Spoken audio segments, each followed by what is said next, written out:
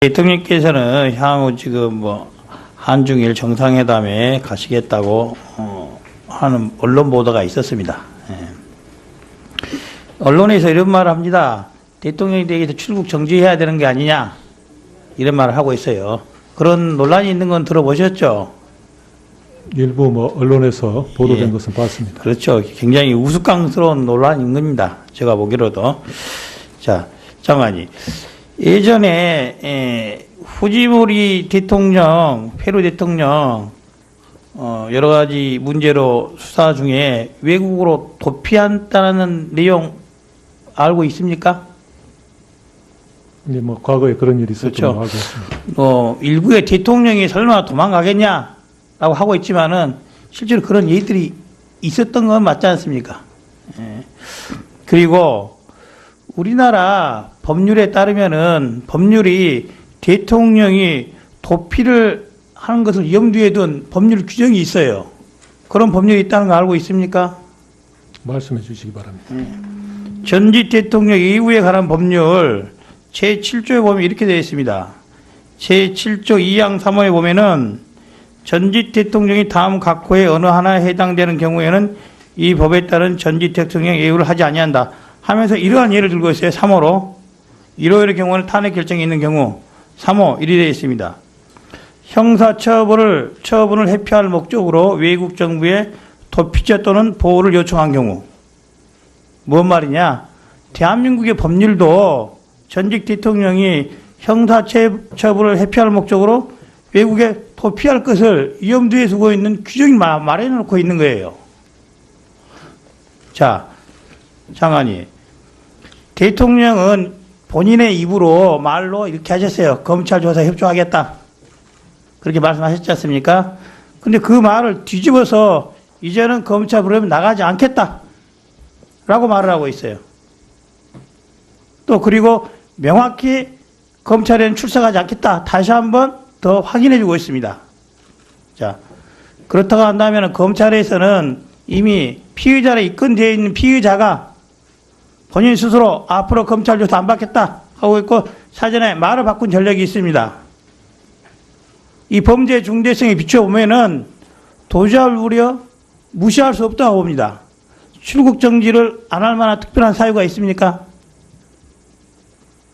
네, 검찰 특별수사본부에서 수사의 진행 경과에 따라 적절한 수사 방법을, 절차와 방법을 찾을 것으로 알고 있습니다. 예, 이게 단순한 기우가 아니라 전에 법률이, 대한민국의 법률이 그러한 사정도 인정하고 인정하고 있다는 것을 염두에 주셨으면 합니다. 네, 한 번씩 또 하시겠습니까?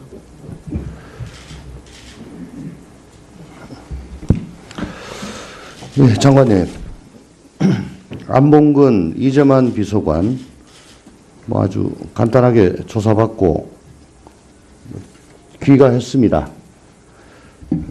안봉근 이재만 두 비서관은 정호성 전 비서관만큼 국정농단에 가담한 혐의가 없다고 보는 겁니까, 검찰은? 아직 수사가 종료되지 않았기 때문에 뭐라고 말씀드리기는 어렵습니다만 아마 검찰에서 범죄 혐의가 있으면 계속 수사를 할 것입니다. 장관님 궁금하시면은 청와대에 파견 나갔었던 검사들한테 한번 물어보세요. 그들이 어떤 존재였는지. 아마 수사를 할 것으로 알고 있습니다. 한번 물어보시라고요. 예. 김기춘 실장께서는 최순실을 본 적도 없고 전화한 적도 없고 어떤 적도 없다라고 말씀을 하셨는데 급기야 87년도부터 최태민을 알고 지냈다는 보도가 지금 막 나오고 있습니다. 이 점에 대해서도 검찰은 단순히 그냥 주장이라고 생각하시면은 아마 나중에 특검 가가지고 모든 것이 다 밝혀져서 되게 곤욕을 치르지 않을까 생각을 합니다. 여기에 대해서도 남은 특검 오기 전까지 수사를 좀 해주셔야 될 것 같습니다. 예, 특검이 본격적으로 수사를 진행하기 전까지 검찰에서 범죄 혐의와 관련된 의혹에 대해서는 아마 최선을 다해서 할 수 있는 예. 데까지는 수사를 진행할 제가 것으로 아까 알고 있습니다. 장관님께 이 사건 중간수사 결과 발표 시 뭐 변호인이 됐건 누가 됐건 어쨌건 대통령의 입장에서 반응이 나왔는데 검찰의 행정을 책임지고 계시는 장관께서는 그 반응에 대해서 단순히 변호인의 뭐 얘기니까 난 뭐 신경 안 쓴다. 그거는 오르신 자세는 아니라고 저는 생각을 합니다. 대통령의 참모이자 또 지금 대통령을 상대로 수사를 벌이고 있는 검찰을 지금은 뭐 손 놓고 계신다고 하지만은 어쨌든 수사 지휘권이 있는 그런 분이 그걸 난 모른다. 대통령께서 지금 이렇게 계시면서 뭐 국정을 지금 하려고 해도 뭐 하시고 안 하려고 해도 뭐 하시고 국정은 지금 표류하고 있는 그런 상황에서 참모이신 장관께서 적절한 조언을 하신 게 필요하지 않을까 싶습니다. 4.19 때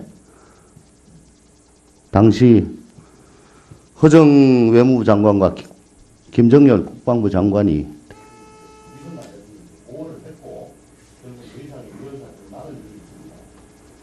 참모의 가장 중요한 책무는 오시는 분이 묻어날 때를 놓치지 않도록 감안하는 것도 필요합니다. 더군다나 지금은 검찰 수사가 직접적인 관련이기 때문에 장관께서는 그런 의무가 있다고 한번 곰곰이 생각합니다. 네, 유념하겠습니다. 예. 장관님, 검찰 수사 결과 이번에 발표되고 나서 대통령의 변호인인 유영하 변호사가 검찰 수사는 못 받겠다. 중립적인 특검에 가서 받겠다. 이렇게 발표를 했습니다. 그 부분에 대해서 어떻게 생각하십니까? 예, 방금 또 말씀드렸다시피 변호인의 어떤 언동에 대해서 좋습니다. 예, 제가 좋습니다. 말씀드린 것은 그러면은- 적절치 않습니다. 그러면은 검찰보다 특검이 더 중립적이라고 생각하십니까? 이번 특검이? 제가 말씀입니다. 네. 지금 검찰도 특검이 예정되어 있는 상황에서는 정말 독립적이고 철저하고 공정하게 수사를 진행하려고 노력을 하고 있습니다. 지금 이제 남아있는 수사는 뭐죠? 어떤 부분을 중점적으로 지금 검찰이 수사를 할 예정입니까? 그것까지는 제가 뭐 알지는 못하지만은 그동안의 언론이나 또 이런 국회에서 제기됐던 의혹들에 대해서는 특검이 수사를 착수하기 전까지는 최선을 다해서 수사를 진행할 것으로 알고 있습니다. 왜냐하면 알겠습니다. 특검에 가서 어떤 새로운 사실이 밝혀진다면은 검찰로서도 상당히 곤혹스러운 일이 되기 때문에 최대한 수사를 진행할 것입니다. 제기된 모든 문제에 대해서 철저히 수사를 하십시오.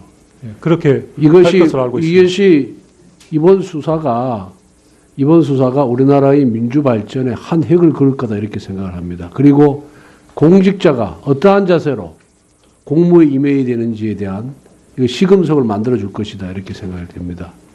이미 잘못된 부분 잘못된 대로 처리를 하고 미래를 향해서 나아가려면은 이것이 큰 교훈이 될 것이다 이런 생각이 들어서 우리 법무부 장관님도 그렇고 검찰도 그렇고 철저히 수사해서 이것을 우리 공무원들이 앞으로 업무 수행을 하는 데 있어서 금과 옥조로 삼을 수 있도록 해주시기를 바라겠습니다. 네, 유념하도록 하겠습니다. 예, 이상으로 오늘 의사일정을 모두 마쳤습니다. 오늘 끝까지 자리를 함께해 주신 법사위원님들 그리고 김현웅 법무부 장관님, 고용한 법원행정처장님을 비롯한 관계공무원 여러분들께 수고하셨다는 말씀을 드립니다. 그리고 수석 전문위원을 비롯한 자문관, 입법조사관 여러분, 속기사 및 각 당 소속 보좌진, 정책연구위원 여러분께도 수고하셨다는 감사의 말씀을 드립니다. 사내를 선포합니다.